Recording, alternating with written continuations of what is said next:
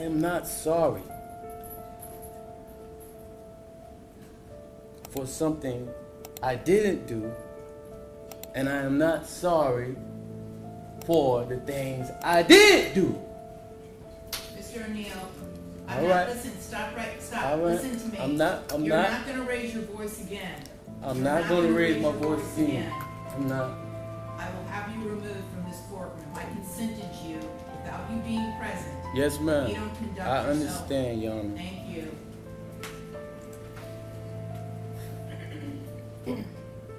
But I will say, I'm sorry for your loss. 19 years I've been at this job. I've seen human beings killed at the hands of others in every way imaginable. You name it, I've seen it. Shootings, stabbings, drownings, suffocatings, blown apart by cars, and DUI manslaughter cases. Horrible things. This is the worst case I have ever seen as far as the facts go.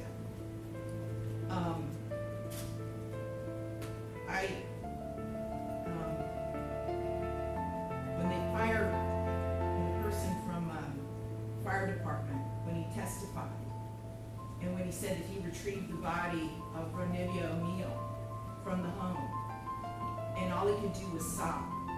It took every ounce I had not to start sobbing too. Because there is no way any person with any feeling could have witnessed or seen the photos of what occurred that night and not be haunted for the rest of your life. I know I will be. For the rest of my life, I'll be haunted by what I saw as far as the evidence and just the abject cruelty of it all. The abject cruelty. And I was aware, because I reviewed a lot of the discovery ahead of time, as you well know, did a lot of in-camera inspection of a lot of documents. And I was aware there was some evidence, at least, that when you needed to recover from your gunshot wound, that neither your parents nor your Aisha, Ms. Robinson, would let you come recover at their home. I don't know if it's true or not. I'm not going to get into a dispute. I'm just mentioning there was some evidence referencing that in the records. And all I could think about, because I knew that Miss Barron was not with you romantically at the time. And I knew that she just out of the goodness of her heart let you come stay with her.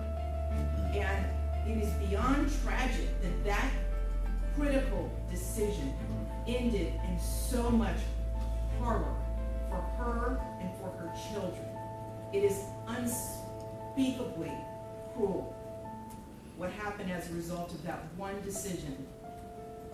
The way that Ms. Barron died was horrific, and that 911 call, which captured truly all of it. You heard, and everyone who's heard that 911 call heard a death scream. If anybody ever wants to know what it sounds like before a human being dies, knowing that their death is imminent, that's exactly what it is.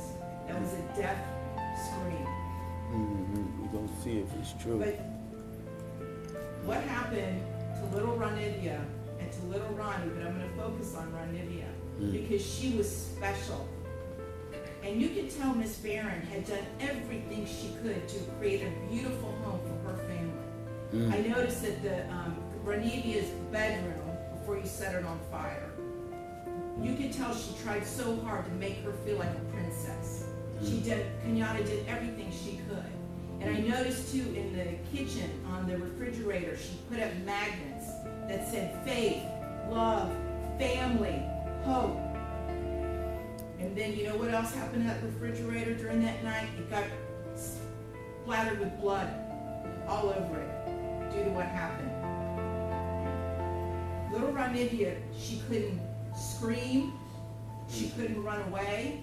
And she witnessed what you did to her mother as far as shooting her mother in the arm with the gunshot. She knew. And the horror that that child suffered. And she already had a life where she was born with challenges regarding her physical and her mental disabilities. But the pain and suffering that she suffered that night at your hands, unspeakable. unspeakable, absolutely unspeakable. And at the moment, that first time you struck her with that hatchet, and little Ronnie testified that all he could see was tears coming out of his sister's face.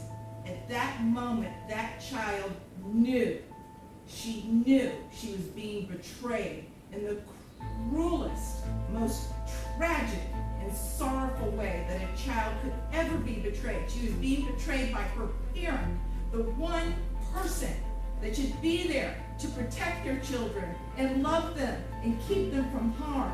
And that was the last thing that child felt before she passed on from this earth, was your utter, cruel betrayal to her. And I read somewhere, and I don't know if it's true or not, I have no idea, but I read somewhere that souls pick their lives, and that they know exactly how difficult their lives are going to be before they enter into this world.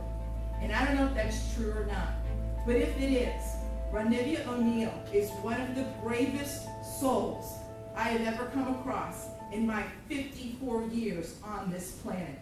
One of the bravest ever, ever, because she suffered so traumatically.